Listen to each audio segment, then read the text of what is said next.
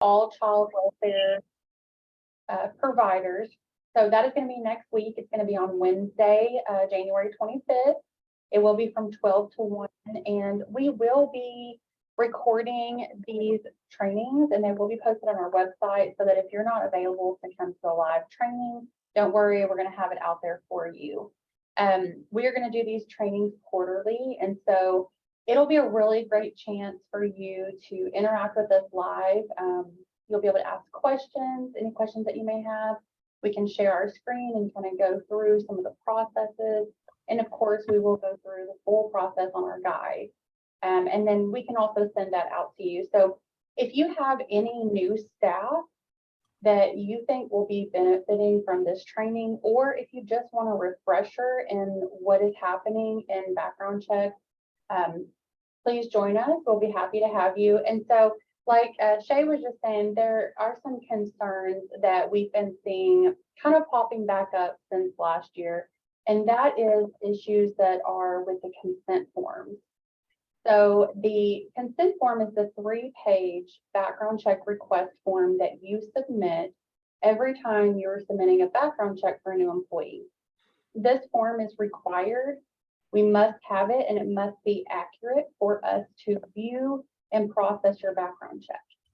So if you submit an applicant and you upload an old, outdated form or a form that has missing notary information, missing dates or incorrect dates, applicant information that's incorrect, you may accidentally upload Sally's consent form, but really it should have been, Brittany's consent form.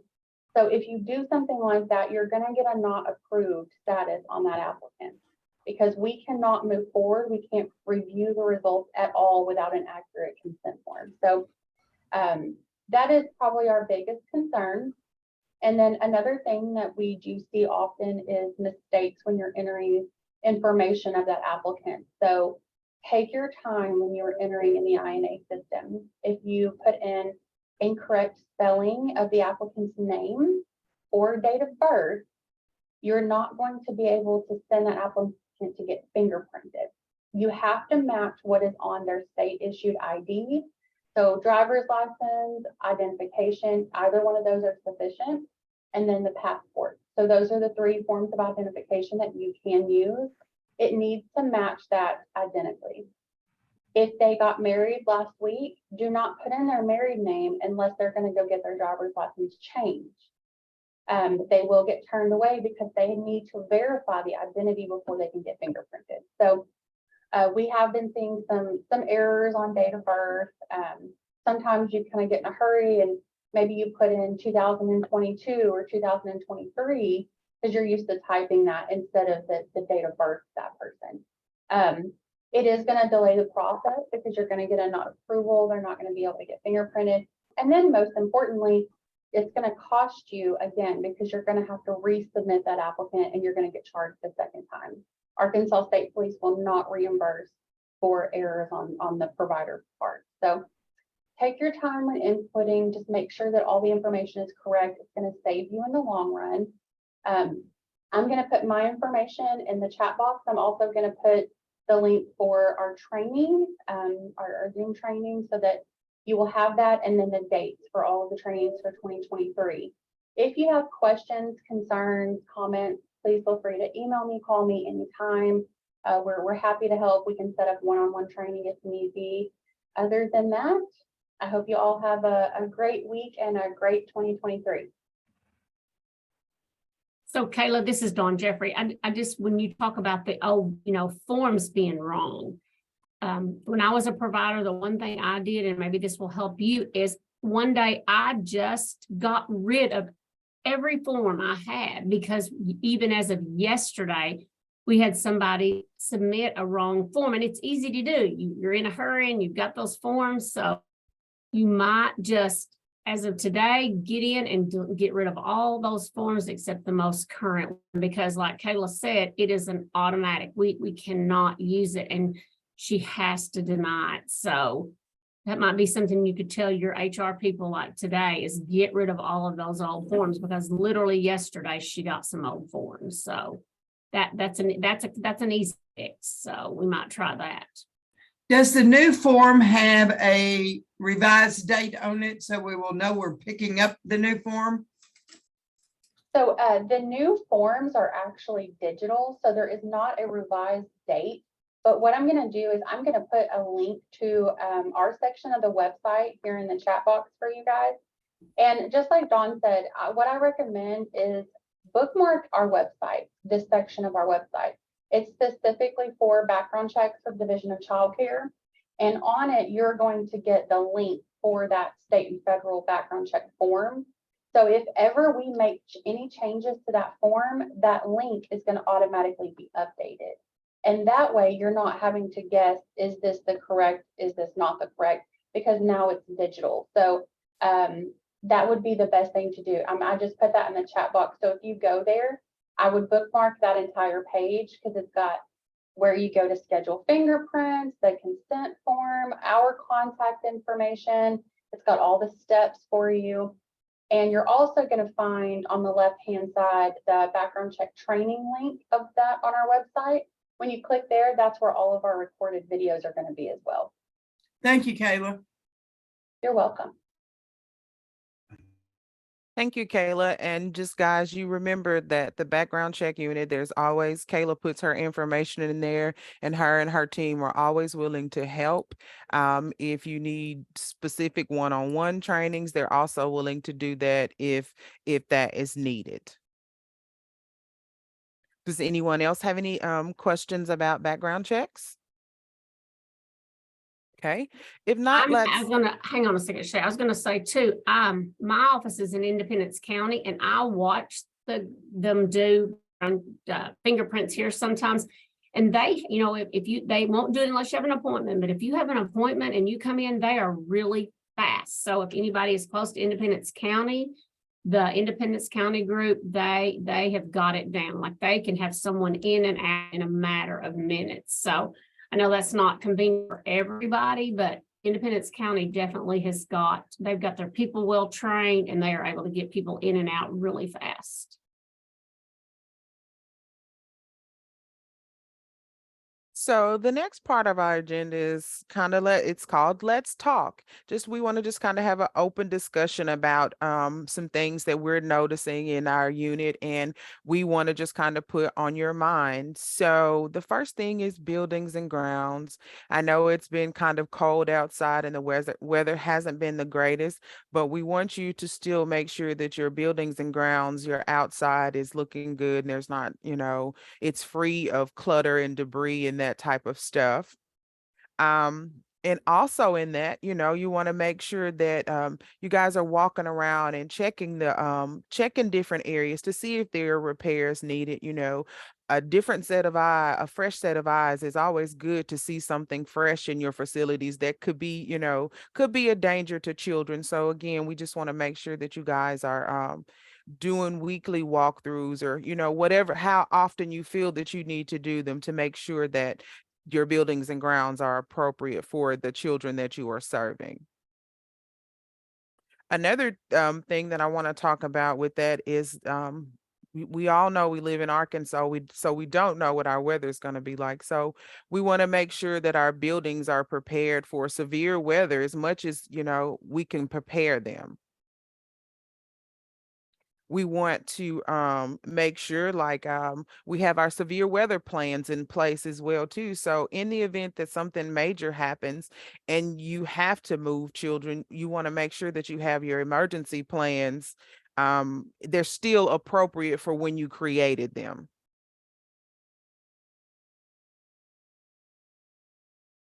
Are there any questions or, any discussion about weather preparedness of your buildings? Has anyone had any pipes to burst or anything when we had the really cold weather?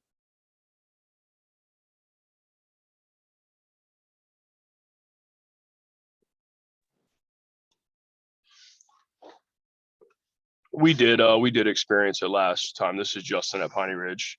I'll chime in. We did experience some pipes busting both at our PRTF as well as at our QRTP. Some of the preparation, I think we may have talked about this last call, but some of the preparation is we got in contact with our plumbing company and the people that service our sprinkler system ahead of time, and just reminded them about, the kind of business that we do and kind of our expectation for them.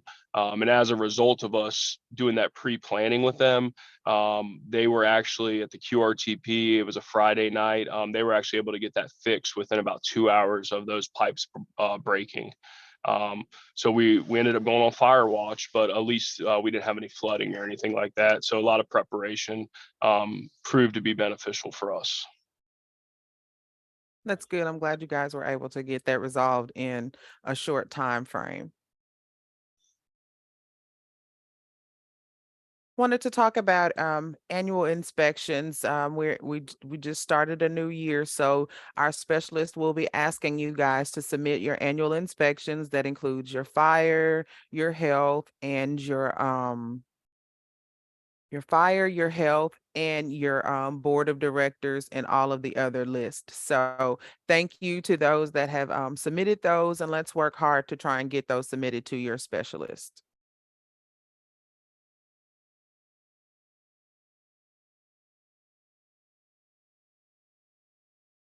So now we're gonna move on to I would call it like a contest, and Ebony Russ is gonna talk to us about it. It's called The Best Part of Me. So good morning, everyone. I think most of you were on the previous provider call from earlier this month, but I did want to share with you all again. So this is it's called the Best Part of Me project, and it's open to any youth at your facilities, even if it's just one youth. What they can do is they can email me. No, I'm sorry, not email. They can mail me a one-page letter. They could write me a poem, or submit a summary with any type of drawing that includes the following information. What is the best part about them? When they visualize themselves as adults, what would they like to be? Where would they like to live as adults? If they could start a business, what type of business would it be? And then who has inspired them and how? And so the reason that I'm doing this project is just to help encourage your youth at your facilities to kind of continue to look on the positive side of things, and, to look forward to the future as they work through your program. So I'll put my contact information in the chat, and Shay can send you the information if you have any youth that may be interested in this project. And we'll just kind of see how it goes from there. But the deadline to submit is January the 26th. So just FYI. Thank you, Ebony, for talking to us about that information and about that project that you've started. I think it will be really good. So it would, could be done in any setting, and it would give the kids a opportunity to put their positive thoughts down, and it may, reach out to some of them, and it may just start them on a new journey of like journaling and, talking, expressing their feelings through writing.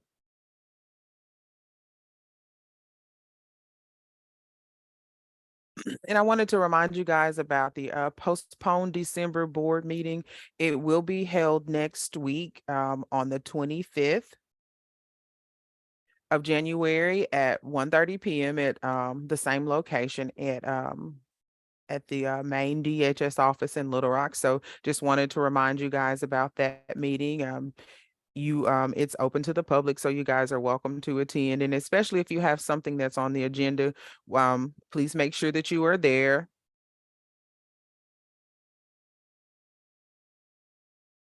Chelsea, I was just about to ask you if you had anything you wanted to add.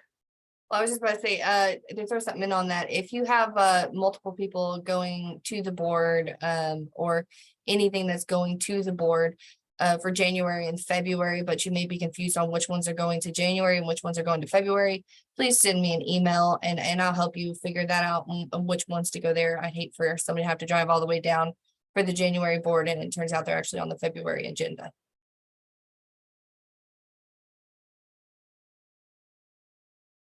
Thank you for that.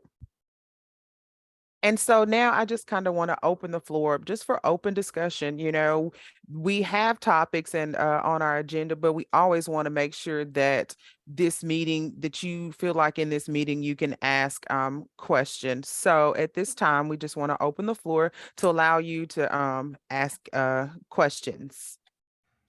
Hey, Brady Seraphin from Mill Creek. I hope it's okay that I just jumped right in. Good morning, Brady. Hey, a quick question, and I'm wondering if there's any opportunity to have dialogue around certain calls, such as when we self-report something to licensing, everything currently is identified as a complaint. And I'm assuming everybody has seen the most recent news article that came out a couple weeks ago and talked about all PRTFs in the state, but had a particular focus on us. And there was a claim that we had 60 complaints filed against us. Well, that's not close to accurate. The majority of calls were self-reports, and those were for things such as injury or external care, x-rays, high fever. I just think it's painting a picture that is difficult to kind of classify in a particular way that doesn't. When somebody says there's 60 complaints that need investigation, it's an alarming number, right? Yes. And there's no clarity to that. So when we classify everything as a complaint, we don't have an opportunity to really have any dialogue or feedback. So I'm just wondering if there's any opportunity for conversation around how we're categorizing some of these things that facilities self-report, and whether it's a recreation injury or because we certainly all want our kiddos to participate in healthy programming. And if somebody falls and sprains their ankle and we send them for an x-ray, that's classified currently as a complaint. So it's a concern that I have, I mean, going forward, and how do we satisfy that, and how do we share the narrative that that's not the actual the story. I would say I could jump in on this one. So currently if we get an instant report, those show up in ELS on our side as a provider reported incident. The only time any of those are ever moved to a complaint is if they involve a maltreatment.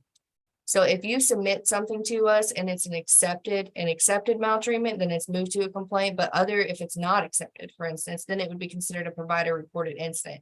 And that's what it is on all of our side. Those x-rays, those hurt ankles, they're all showing as a provider reported incident, not complaints. So complaint wise, the only thing that actually gets labeled as a complaint is mostly outside complaints that are people calling in or maltreatment reports. Now those, even when we get those, say if a provider reports an accepted maltreatment report and it's moved from a provider reported incident in our ELS system to a complaint, we still document in there that the provider is the one that has reported this to us. And that's the information that we share when we get those FOIA requests. So who's sharing the data that there's 60 or what? Because the claim on this particular news story was that 60 is about the average for all PRTFs in the state of Arkansas. Who's sharing that data that there's 60? Because that's not even close to accurate data. And Shay, do you want to provide some more feedback on that? I'm not sure exactly on that part. We provide the documentation and then it goes through, of course, all of our privacy office and they go through it before anything gets sent. So I'm not sure where that data has come from. Yes, and I that is accurate. When FOIA requests come in, they come in specifically, and whatever information is requested, we send it. We don't have any control over how they count or come up with what they produce. So the incidents that you guys send to us, depending on what is requested in the FOIA, that is what is sent to the requester. Is there opportunity to provide some clarity to certain groups? Because if this narrative is out there that all PRTFs have this exorbitant amount of complaints that need to be investigated because they're mistreating children, I mean, that's an unhealthy narrative, and makes it difficult to provide or have healthy conversation around that. So is there any opportunity to clarify? Because as a single provider, if I attempt to clarify, it's me simply saying X, right? It's, oh, they're just looking out for their own interests. But if the entity that is either categorizing or not categorizing that as a complaint could clarify, that would be incredibly helpful, I would think. So I would say you may reach out to that media source. I mean, that would be my suggestion, to give clarification or to get answers as to the information that was reported. So there's no opportunity to work with licensing on this to provide some clarity in terms of what's factual. I don't want to speak for the rest of the folks on the call today, but I'm assuming people are feeling similar. If certain information is being misrepresented. Well, I can tell you from the licensing perspective that we are presenting accurate information. And again, I can't control how, or we can't control how someone takes the information that we give them and how they spend that. Right. No, I understand that. I'm just wondering, like, maybe before the board or something like that, because they certainly heard that news story and they certainly hear the information that's being shared. Maybe there's opportunity to have dialogue there to just kind of clear the record. I mean, we'll certainly be responsible and culpable for things that we should be, right? Correct. And I think we all work hard in this business to provide a critical service for the kiddos that we serve. And so, anything that just casts a negative light or a shadow on us makes everything that we do that much more challenging. Recruiting staff, talking to referral sources and parents, and those types of things. I trust we all want to be good partners, and I think we all are. I've met with most of the people around the state that do this kind of work, and everybody's interested in positive youth outcomes and doing great things for a really vulnerable population. And so partnering and teaming to make sure that happens in a good, healthy way, I think is really important. So I guess long-winded question is there opportunity maybe even just to present certain data to the board so they have a clear understanding? And as we always say, the board meeting is a public meeting, so you are welcome to come and bring your information to the board. Okay. Thank Hi, you. This is Renessa. I'm just wondering, has that changed related to the complaint? Because I know in the past, everything that I would self-report for Piney would be classified as a complaint. So has that changed? Like when I report a fracture, sometimes even on the 521, it would be listed as a complaint. So now that we're in this ESL, is that now different? It should be documented different on your 521s, what type of visit, what type of incident it was reported. Are y'all able to print copies of the 521 now? I haven't been updated on if it's been fixed. I can't see them at Piney. I mean, certainly the licensing specialist, whoever it was, would definitely forward it to me. But when it comes to the actual website, I don't think at Piney we can even see our 521s. So I'm going to double check right now. And then maybe there could be a discussion with our licensing specialists on how they document. Maybe if it's a provider reported incident about an accident that happened at your agency, they could document that on the 521. And so I don't know, I'm just trying to think out loud. Maybe maybe we can have some further discussion on that issue, but I do see what you're saying, and understand that that's a concern. Yeah, I can speak to that as far as Clayton, our licensing specialist. He's always been really good at doing that, specifically because it doesn't appear to be a place for that to be indicated anywhere else on the 521 in this new system.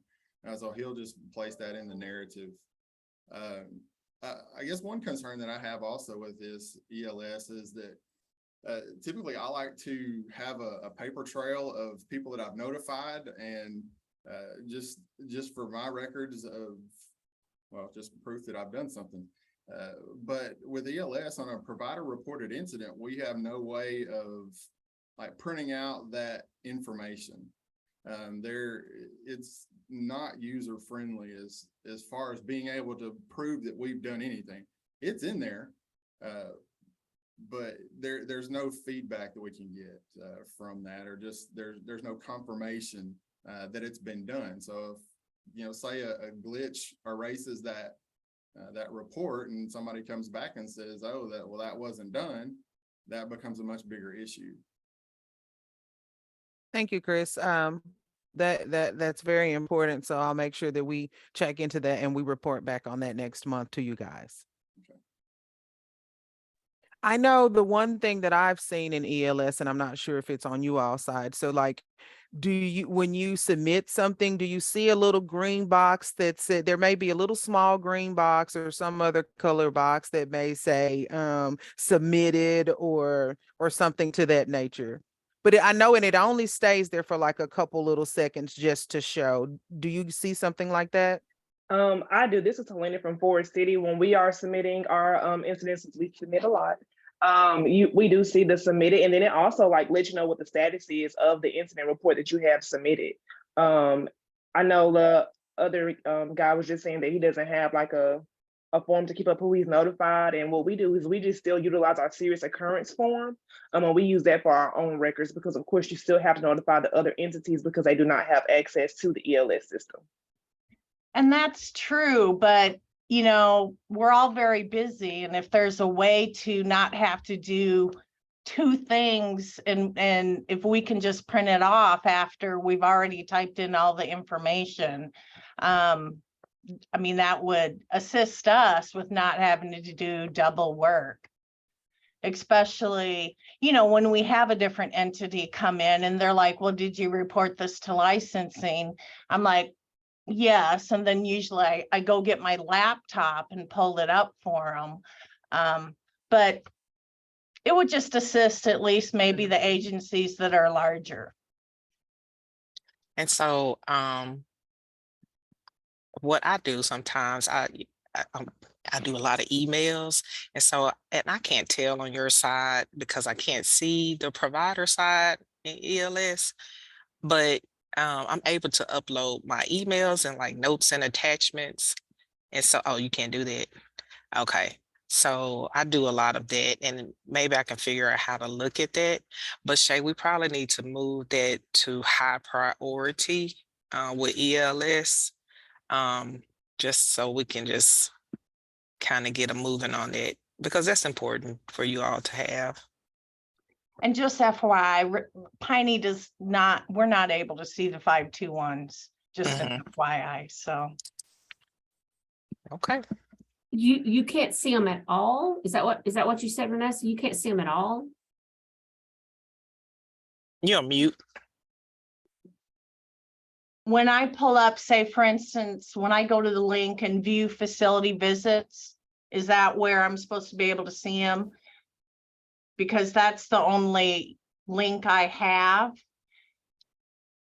So when I click on related links, and then what it gives me is newly posted notices, viewed notices, view facility visits, view facility complaints, submit provider reported incident, and then submit an alternative compliance and submit change of request. That's the only related links I have. So when I click on facility visit, what it shows me is the date somebody came, and then it says regulation cited and then description, but it's not the actual 521. Can everybody else see theirs? That's what we see. It's just a list of those visits, Yeah. and then the citation if there was one. Yeah, same for Forest City. But that even can't be printed out as a report either. Right. It's just on the computer. I think it's supposed to go to newly posted notices, but let us check on that again. But I do love the system, though. It's nice to enter it versus sending an email to y'all. So And Okay. I know there was some recent discussion, Ebony, on that, and that 521s would be held for a certain amount of time before being published on the provider portal. Okay. Well, thank you guys for that open discussion. I mean, we've known that ELS, there will be some things that we needed to go back and try and work on. And it's good to hear from you guys, you know, the concerns that you're facing so we can try and address those. So next month we will come back with some additional information about that, and hopefully we will be able to get some of these issues resolved. Is there anything else that anyone wants to talk about in open discussion? I don't have a topic. However, for the portal, I just got back to work and we set up me a backup. I don't know if you guys deleted my whole account, but I can't log in. And when I click on forgot password, it doesn't send me a link to reset the password. Okay, I Miss Jaylene, I'll make sure that the specialist reaches out to you to try and assist you with getting back into ELS. Thank you. You're welcome. All right, well, if no one else has anything that they would like to discuss, I want to thank you guys for participating this morning in our PRTF provider call, and you Sorry, guys have a great rest. Go ahead. Go I'm ahead. sorry, I didn't mean to interrupt you, but before you watch, I just wanted to throw out there, if there's any facilities that want to put together a basketball team, male or female, Mill Creek is always happy to play. So if there's, you know, we have a lot of fun when we do this against other facilities. So if anybody out there wants to engage in a healthy level of competition on the basketball court, let us know. We'll reach out and we'll get something scheduled pretty quick. We want Sorry. to do a knowledge bowl. Well, it can't be against me because I don't have any knowledge. So That's a good one. we'll do that too. Yeah. Anything that allows our kiddos to engage in a healthy way is something that we certainly want to do. Before we end, I've got the HR director that had a question. No, I want to ask you. Oh, I'm sorry. Never mind. Darn it. I want to look at. All right. Well, thank you guys. Have a great rest of your day. Thank you. Bye.